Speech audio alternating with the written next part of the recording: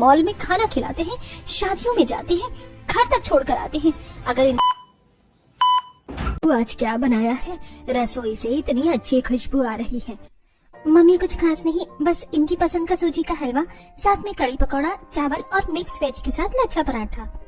निकिता और अनिल की नई नई शादी हुई है।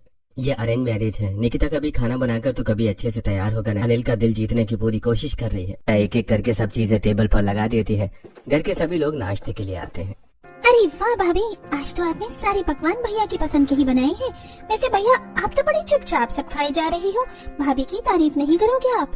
अरे खाना इतना टेस्टी बना है कि भैया का बीच में बोलने का मन ही नहीं कर रहा है ना भैया? हाँ, सब ठीक बना है।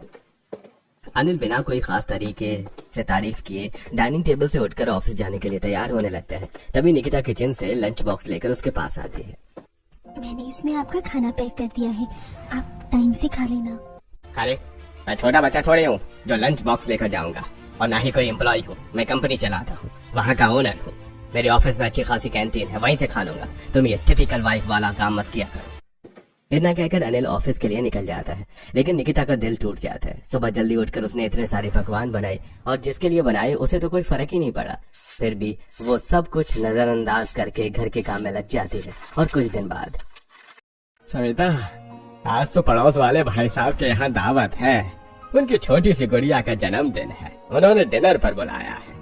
अच्छा कि आपने बता दिया, वरना मैं तो अभी खाने की तैयारी में लग जाती। हाँ, हमारी बहू बहुत अच्छी है, सब काम टाइम से कर लेती है, वरना सामने वालों के यहाँ तो रात 12 बजे तक बर्तनों की आवाज आती रहती है। सास ससुर अपनी बहू से बहुत खुश हैं। उन्हें लगता है कि निकिता में एक अच्छी और संस्कारी बहू के सारे गुण हैं। थोड़ी देर बाद, बेटा आज डिनर सामने वालों के घर में है, तुम कुछ मत बनाना, बस अच्छे से तैयार हो जाना। सब लोग देखेंगे कि सविता की नई बहू कैसी है। ये सुनकर निकिता खुश हो जाती है। मैं तो वैसे भी आज अच्छे से तैयार होने वाली थी, देखो बहाना भी मिल गया। शाम तक ये भी आ जाएंगे, मुझे ऐसे तैयार देखकर खुश हो जाएंगे। निकिता रोज पिंक रंग की खूबसूरत साड़ी पहनती है, अच्छा सा हेयर स्टाइल बनाती है और पूरा मेकअप करके गुनगुनाने लगती है। सजना तेरे लिए सजना, ये चूड़ी कंगना। आवाज सुनकर पूजा वहाँ आ जाती है। वाह भाभी, किसी की नजर न लगी, आप तो बहुत खूबसूरत लग रही हो। जन्मदिन में जाना तो बस बहाना है, असल में आप भैया के लिए तैयार हुई हो ना? पूजा की बात सुनकर निकिता शर्मा जाती है। सभी लोग पड़ोसी के घर जाते हैं, केक कटता है, सब लोग बच्चे को ढेर सारे गिफ्ट देते हैं। रात के 8 बज चुके हैं, लेकिन अनिल अभी तक नहीं आया। रोहित, मैंने कितनी बार कहा है तू अनिल के काम में मदद किया कर, उसकी कंपनी ज्वाइन कर ले। देख उसके कंधों पर कितना बोझ है, न खाने का ध्यान है न आराम का। 8 बज गए हैं, अभी तक घर नहीं आया। पापा हर वक्त मुझे क्यों सुनाते रहते हो? भैया को काम के अलावा और भी तो काम होते हैं।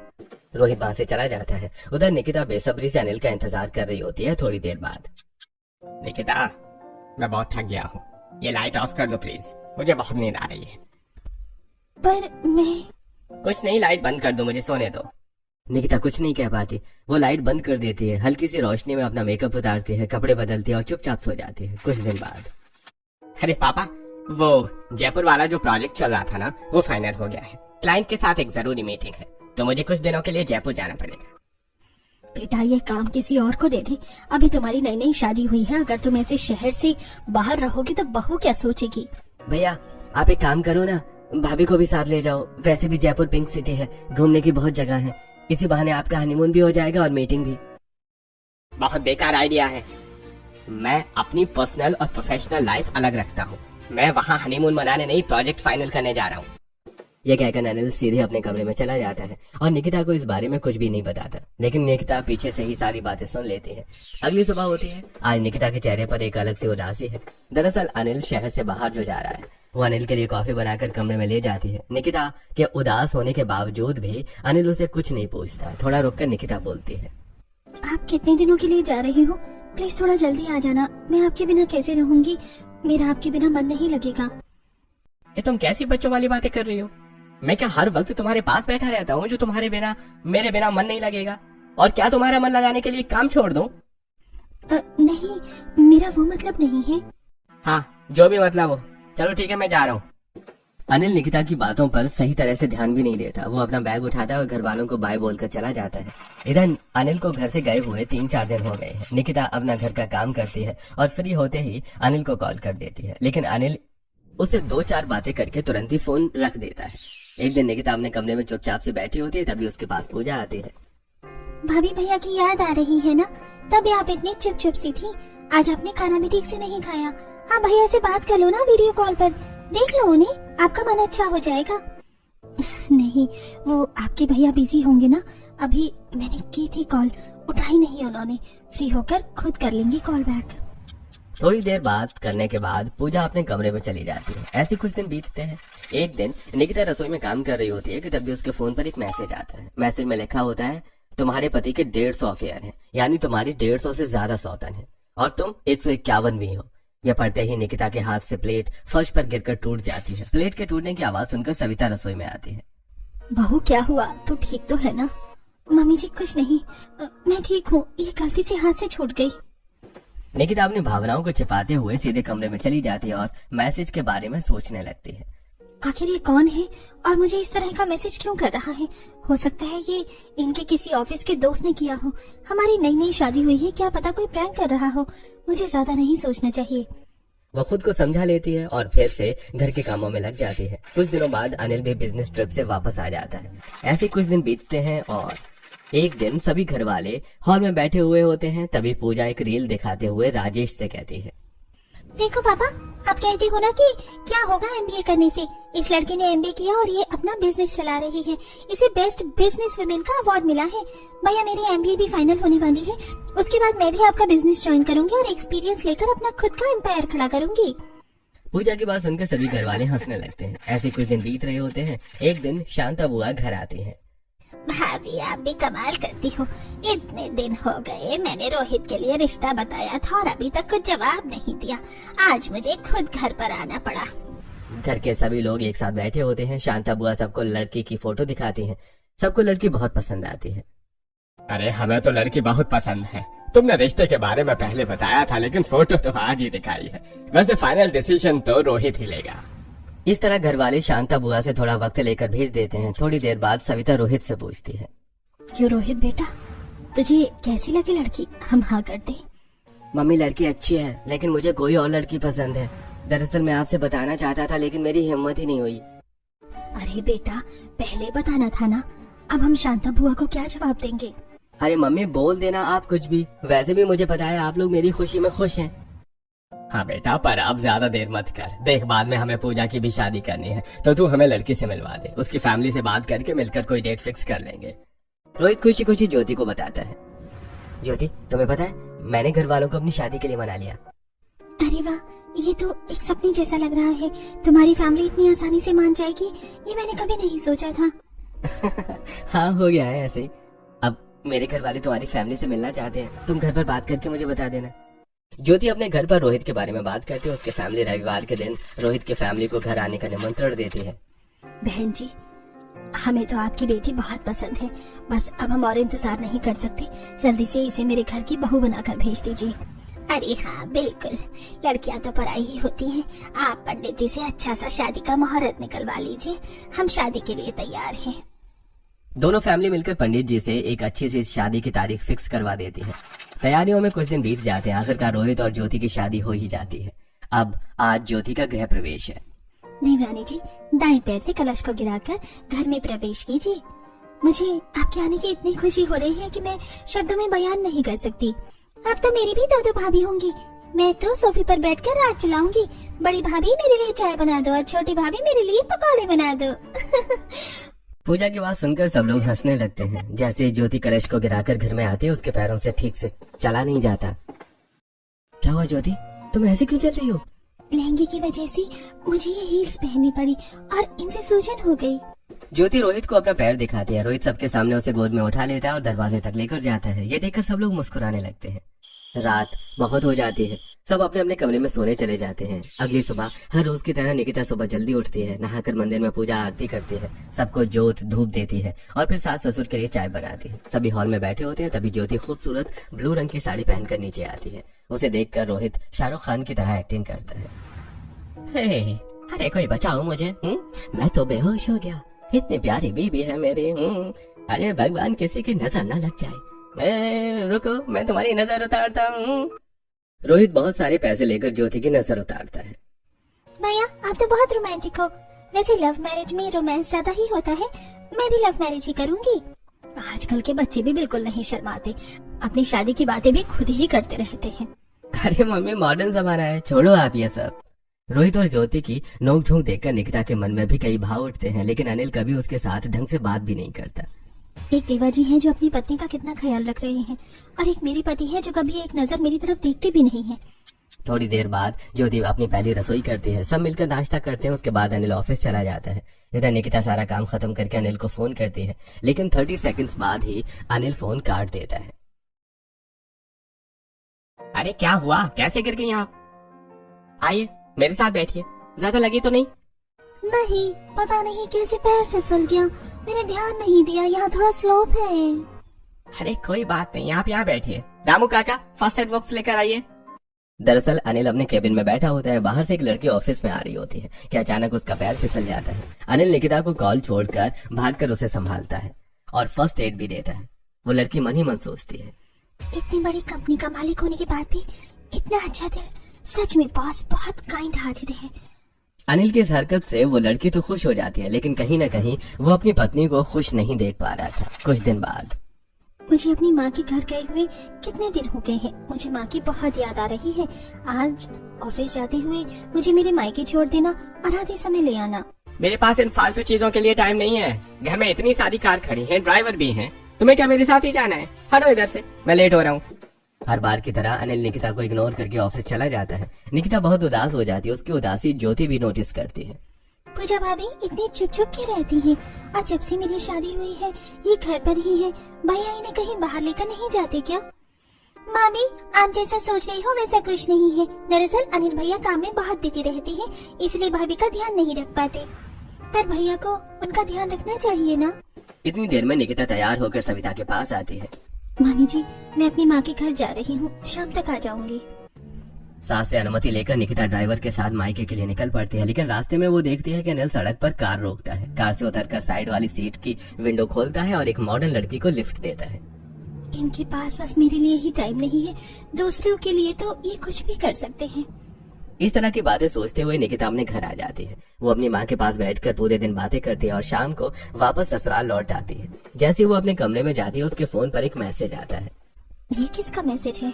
निकिता चैट खोलकर देखती है, उसमें अनिल एक खूबसूरत लड़की का हाथ पकड़े बैठा होता है। ये सब देखकर वो हैरान रह जाती है, लेकिन किसी से कुछ नहीं कहती। दूसरी तरफ रोहित और ज्योति अपना हनीमून मनाने के लिए मनाली गए हुए हैं। रोहित ये पोस्ट कैसा लग रहा है? परफेक्ट। अब एक किस वाली फोटो भी डाल देते हैं। ज्योति रोहित को किस करते हुए, उसे गले लगाते हुए ढेर सारी पोस्ट अपलोड कर देती है। एक वीडियो में रोहित उसे गोद में उठाए हुए नजर आता है। ये सब देखकर निकिता मन ही मन सोचती है, सही कहते हैं लोग, लव मैरिज में ही समझदारी और प्यार होता है, अरेंज मैरिज तो बस एक समझौता है। आखिर इस समझौते की शादी को मैं कब तक निभाऊंगी? ऐसे ख्याल उसके मन में रोज आते हैं, लेकिन वो उन्हें नजरअंदाज करके अपने रिश्ते पर ध्यान देती है। कुछ दिन बाद आनंद तुम्हें पता है ना, मेरी बचपन की दोस्त राधा की शादी फिक्स हो गई है। नेक्स्ट फ्राइडे उसकी शादी है, मुझे जाना है और तुम्हें मेरे साथ चलना पड़ेगा। हाँ देखूंगा अगर टाइम होगा तो। और शॉपिंग कब कराओगे? अभी बिल्कुल भी फ्री नहीं हूँ, तुम मम्मी या पूजा के साथ जाकर शॉपिंग कर लो। हर बार की तरह अनिल साफ शब्दों में मना करके ऑफिस के लिए निकल जाता है। निकिता बिना कुछ कहे उसे जाने देती है और उदास होकर कमरे में बैठ जाती है। अनिल के जाने के बाद पूजा कमरे में आती है। भाभी अच्छा हुआ आप भैया के साथ शॉपिंग करने नहीं गई, इनकी लड़कियों के मामले में पसंद बहुत बेकार है। पूजा की बात सुनकर निकिता हंस पड़ती है। दोनों नंद भाभी शॉपिंग के लिए निकल जाती हैं, लेकिन जैसे ही वो मॉल में एंट्री करती है, सामने अनिल एक लड़की के साथ बैठा खाना खा रहा होता है, फिर टिश्यू से उसका मुंह साफ कर रहा होता है। ये सब देखकर निकिता के तन बदन में आग लग जाती है। हो सकता है कोई क्लाइंट हो, लेकिन क्लाइंट के साथ इतना पर्सनल होने की क्या जरूरत है? और डिनर कौन ऑफर करता है क्लाइंट को? बहुत सारे सवाल उसके मन में उठते हैं, लेकिन वो खुद को संभाल लेती है और पूजा के साथ घर लौट आती है। इधर रोहित और ज्योति भी हनीमून से वापस आ चुके हैं। एक रात 11 बजे रोहित चुपके से घर में एंट्री करता है। उसके हाथ में आइसक्रीम होती है। अरे देवा जी इतनी रात को कहाँ से आ रही हो? सब ठीक तो है ना? भाभी किसी को बताना मत प्लीज, ये ज्योति को आइसक्रीम की क्रेविंग हो रही थी और उसकी क्रेविंग तो मुझे पूरी करनी ही है ना। रोहित के ये छोटे छोटे प्रयास देखकर निकिता का दिल भर आता है। काश मेरा पति भी मेरे लिए ऐसे ही आइसक्रीम लेकर आए, मेरी छोटी छोटी ख्वाहिशों का ख्याल रखे। भगवान ऐसा कब हो। थोड़ी देर बाद वो अपने कमरे में जाकर सो जाती है। सुबह जैसे ही वो फोन खोलती है, एक खूबसूरत लड़की के साथ अनिल की तस्वीर सामने आती है। तुम्हारा पति केवल तुम्हारे लिए बिजी है, लेकिन मेरे लिए हमेशा फ्री। आज उसने मुझे पूरे 2 लाख की शॉपिंग कराई। 2 लाख? मुझे तो कभी 10 रुपए का भी कुछ नहीं दिलाया। आखिर ये कौन है जिस पर 2 लाख खर्च किए जा रहे हैं, और इसे ये सब कैसे पता? आखिर ये मुझे क्या कहना चाहती है? जरूर अनिल जी मुझसे कुछ छुपा रहे हैं, लेकिन क्यों और क्या? उसके होश उड़ जाते हैं, लेकिन आज उसके दोस्त की शादी है, इसलिए वो ज्यादा रिएक्ट नहीं करती। अनिल, आपको याद है ना आज राधा की शादी है? शॉपिंग करने तो आप मुझे लेकर नहीं गए, पर आज आप शादी में चल रही हो ना? नहीं, बहुत काम है। आज उन क्लाइंट से मिलना है, डील कंप्लीट करनी है। तो मैं एक काम करूँ, घर में बहुत सारी कार खड़ी हैं, ड्राइवर भी हैं, मैं बोल दूंगा उनके साथ चले जाना। निकिता बेचारी हर बार की तरह अपना उदास चेहरा बनाकर बैठ जाती है, और इस बार भी उसे ड्राइवर के साथ ही शादी में जाना पड़ता है। जैसे वो वेन्यू पर एंट्री करती है, सामने दूसरे मैरिज होम में खड़ी अनिल की कार पर उसकी नजर पड़ती है। मुझे तो कह रहे थे टाइम नहीं है, और यहाँ? तभी अनिल उसी खूबसूरत लड़की के साथ बाहर आता है और उसे कार में बैठाकर ले जाता है। बस बहुत हो गया। शादी से लौटते हुए निकिता का गुस्सा घर वालों के सामने फूट पड़ता है। बस बहुत हो गया, मैं ये शादी अब और नहीं निभा सकती। शादी 2 दिलों का रिश्ता होती है, लेकिन यहाँ तो मैं अकेली ही इस रिश्ते का बोझ उठा रही हूँ। उसकी बातें सुनकर सब हैरान रह जाते हैं। क्या हुआ बहू, ऐसा क्यों कह रही है? मम्मी जी, मेरे लिए इनके पास टाइम नहीं है, लेकिन दूसरी लड़कियों को कार में घुमाते हैं, मॉल में खाना खिलाते हैं, शादियों में जाते हैं, घर तक छोड़ कर आते हैं। अगर इनके इतने अफेयर चल रहे हैं तो मुझसे शादी क्यों की? तभी राजेश बोल पड़ते हैं। बेटा, तुम्हें गलत फहमी हुई है, हमारा बेटा ऐसा नहीं है। निकिता, मैं सच में बहुत बिजी रहता हूँ, तुम्हें टाइम नहीं दे पाता, लेकिन इसका मतलब ये नहीं है कि मेरे अफेयर है। मैंने सिर्फ तुमसे शादी की है, मेरी तो कोई गर्लफ्रेंड भी नहीं है। अनिल की बात सुनकर निकिता फोन खोलती है। अगर ये सच बोल रही है तो फिर ये क्या है? ये मैसेज कौन भेज रहा है? कौन है जो पल पल की खबर रखता है और मुझे धमकी देता है कि वो मेरा घर नहीं बसने देगा? निकिता की आवाज गुस्से और दर्द से कांप रही थी। बस अब बहुत हो गया, मैं इस घर में अब और नहीं रहूंगी। घर का माहौल एकदम सन्नाटे में बदल जाता है और सबकी नजरें अब अनिल पर टिक जाती हैं। निकिता अपना फोन टेबल पर रखकर कमरे में चली जाती है और गुस्से में पैकिंग करने लगती है। तभी ज्योति चुपचाप वो फोन उठाती है और सारे मैसेज ध्यान से पढ़ती है। अगर भाभी की बात सच है तो आखिर कौन है ये लड़की जो भैया को ब्लैकमेल कर रही है और इनका घर तोड़ने पर तुली हुई है? सच पता लगाना पड़ेगा, लेकिन उससे पहले भाभी को संभालना जरूरी है। ज्योति तुरंत निकिता के पास जाती है। भाभी, गुस्से में कोई भी फैसला नहीं लेना चाहिए। अगर आज आप इस घर से चली गई ना तो ये गलतफहमी सच बन जाएगी। आपका और भैया का रिश्ता टूटकर बिखर जाएगा। ज्योति की बात सुनकर निकिता फूट फूट कर रोने लगती है। ज्योति, तुम ही बताओ, शादी के बाद ये मुझे कहीं लेकर नहीं गए। जब भी कहती हूँ तुरंत बहाना बना देते हैं, लेकिन दूसरी लड़कियों के साथ घूमते नजर आते हैं। और वो मैसेज, वो फोटो, क्या वो सब झूठ है? आखिर मैं इन पर कैसे विश्वास कर लूं? ज्योति उसे गले लगाकर भरोसा दिलाती है। भाभी, मैं वादा करती हूँ इस सच का पता लगा कर रहूंगी। उधर रोहित अनिल को समझाता है। भैया, अगर ऐसे ही चलता रहा ना तो भाभी सच में मायके चली जाएंगी। आपको इस रिश्ते को टूटने से बचाना होगा। भाभी को टाइम दीजिए, उनका ख्याल रखिए। ऐसी रात बीत जाती है। अनिल पूरी रात करवटें बदलता रहता है, उसे नींद नहीं आती। निकिता ने उसे घर छोड़कर जाने की बात कहकर बिल्कुल डरा दिया था। अब उसे अपनी गलती का एहसास होता है। अगली सुबह आखिर कौन है जो भैया के बारे में सब जानता है? कहीं भाभी का शक सच तो नहीं? आज सब पता लगा कर रहूंगी। ज्योति किचन में जाकर नाश्ते की तैयारी करती है। सब लोग साथ में नाश्ता करते हैं। अनिल ऑफिस के लिए निकल जाता है। ज्योति चुपचाप उसका पीछा करती है और सीधे ऑफिस पहुंच जाती है। रास्ते में वो प्रेग्नेंट महिला को देखकर अनिल कार साइड में रोकता है। आइए, मैं आपको छोड़ देता हूँ। वो उसके लिए दरवाजा खोलता है और उसे लिफ्ट देता है। थोड़ी देर बाद वो अपनी कंपनी में एंट्री करता है। ज्योति भी पीछे पीछे पहुंच जाती है। उसने फेस मास्क और काला चश्मा लगा रखा है ताकि अनिल उसे पहचान न सके। रिसेप्शन पर बैठी शालू रो रही होती है। अरे शालू, क्या हुआ? तुम रो क्यों रही हो? घर वाले जबरदस्ती मेरी शादी करना चाहते हैं, मुझे वो शादी नहीं करनी। तुम रोना बंद करो, मैं तुम्हारे पापा से बात करूंगा, वो मेरी बात जरूर मानेंगे। अनिल उसे समझाता है, हिम्मत देता है और इमोशनल सपोर्ट करता है। ये देखकर ज्योति थोड़ी हैरान तो होती है, लेकिन अभी वो सिर्फ चीजें ऑब्जर्व कर रही है। कुछ देर बाद एक लड़की अनिल के कैबिन में जाती है। दरवाजा खोलते ही उसका पैर फिसल जाता है। अनिल तुरंत अपनी कुर्सी से उठकर उसे गिरने से बचा लेता है। ज्योति तुरंत उस पल को फोटो में क्लिक कर लेती है। तस्वीर बिल्कुल रोमांटिक एंगल से लगती है। ओह, तो भाभी को जो फोटो भेज रही थी वो भी ऐसे ही एंगल से ली गई होगी। असलियत से उनका उससे कोई लेना देना नहीं। तभी अचानक एक लड़के बिना परमिशन के केबिन में घुसते हैं। अनिल, तुम पहले ऐसे शख्स हो जिसने मुझे मना किया है। मैं अपने बाप की इकलौती बेटी हूँ, मुझे आज तक जो चाहा मिला है, लेकिन तुमने मुझे रिजेक्ट कर दिया। आखिर क्यों? मुझ में क्या कमी थी? दिव्या, तुम गलत समझ रही हो। तुम्हें कोई कमी नहीं थी, लेकिन जब तुमने मुझे प्रपोज किया तब मेरी शादी हो चुकी थी। क्या मैं अब अपनी पत्नी को छोड़ देता? हाँ, तुम्हें ऐसा ही करना चाहिए था। और अब देखना, मैं ऐसा करूंगी कि खुद तुम्हारी पत्नी तुम्हें छोड़ देगी। जस्ट वेट एंड वॉच, तुम्हारा घर बर्बाद करके रहूंगी। दिव्या गुस्से में धमकी देकर बाहर निकल जाती है। ज्योति ये सब सुन लेती है। ये कौन लड़की है जो भैया से ऐसे बोल रही है? आखिर पता लगाना पड़ेगा, लेकिन मैं क्या करूं, क्या करूं? वो ऑफिस के बाहर खड़ी होकर रोने की एक्टिंग करने लगती है और फोन पर बात करने का नाटक करती है। सच में मैंने सोचा भी नहीं था कि अनिल मेरे साथ इतना बुरा करेगा। उसने मुझे धोखा दिया। ज्योति को रोता देखकर दिव्या का ध्यान उसकी तरफ जाता है। ये लड़की कौन है जो अनिल के लिए रो रही है? कहीं ये भी? दिव्या शक भरी नजरों से ज्योति की तरफ बढ़ती है और अब असली खेल शुरू होने वाला था। दिव्या सीधे ज्योति के पास जाती है। तुम कह रही थी कि अनिल ने तुम्हें धोखा दिया, मतलब तुम उसकी गर्लफ्रेंड हो क्या? ज्योति समझ जाती है कि यही मौका। वो दिव्या को बातों में उलझाने लगती है। हाँ, मैंने उसे बहुत प्यार किया, शादी भी करना चाहती थी, लेकिन उसने मेरा प्रपोजल ठुकरा दिया। दिव्या के चेहरे पर गुस्सा साफ दिखाई देने लगता है और वो गुस्से में सब कुछ ज्योति को बता देती है। तो उसने तुम्हें भी मना किया है, इसकी सजा तो मैं अब देकर रहूंगी। वैसे हमारी मंजिल एक ही है, अगर हम साथ में काम करें तो काम आसान हो जाएगा। हाँ बिल्कुल, लेकिन उसकी पत्नी को उसे छोड़ने पर मजबूर कैसे करेंगे? अरे बड़ा आसान है, शायद उसकी पत्नी तो अब तक उसे छोड़ने का फैसला भी कर चुकी होगी। आखिर ये इंसान हमारे साथ इतना बुरा करके खुद चैन की जिंदगी कैसे जी सकता है? कैसे? क्या सच में ऐसा हो सकता है? दिव्या मन ही मन सोचती है। तुमने दिव्या से पंगा लिया है अनिल, अब देखना इसका अंजाम कितना बुरा होगा। दिव्या रिसेप्शनिस्ट से अनिल का ऑल्टरनेट नंबर मांगती है। गलती से उसे घर का लैंडलाइन नंबर मिल जाता है। वो घर के लैंडलाइन पर कॉल करके निकिता का नंबर ले लेती है। उसके बाद हर तीसरे दिन निकिता को मैसेज भेजने लगती है। तेरे पति के 150 अफेयर हैं, तेरी 50 मॉडर्न सौतन है और तू उनमें से 5वीं है। ज्योति सब सुनकर हैरान हो जाती है। क्या सच में? हाँ, नहीं तो क्या। इसके अलावा मैंने उसे सारी फोटो भी भेजी है।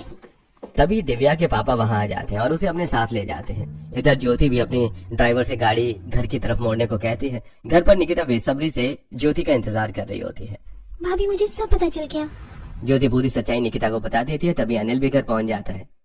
भाभी ये देखिए आज की फोटो। अब भैया सॉरी, मैंने आपकी इजाजत के बिना आपका पीछा किया।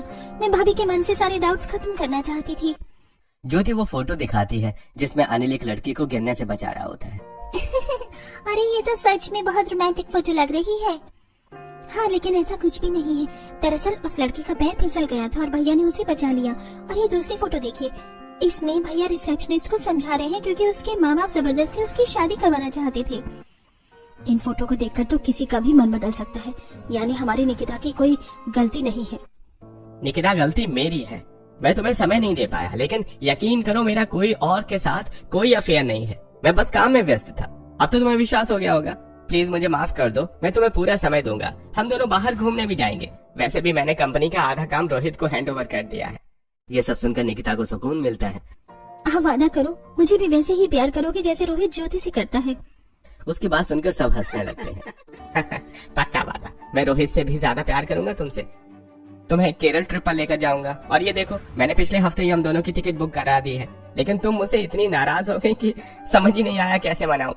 ज्योति की वजह से अनिल और निकिता के रिश्ते की सारी गलतफहमियां दूर हो जाती हैं। हम दोनों के बीच अब कोई नहीं आ सकता। उस दिव्या की तो औकात ही क्या है। यह सुनकर अनिल का दिल खुश हो जाता है और आखिरकार अनिल और निकिता अपनी जिंदगी खुशी खुशी बिताने लगते हैं।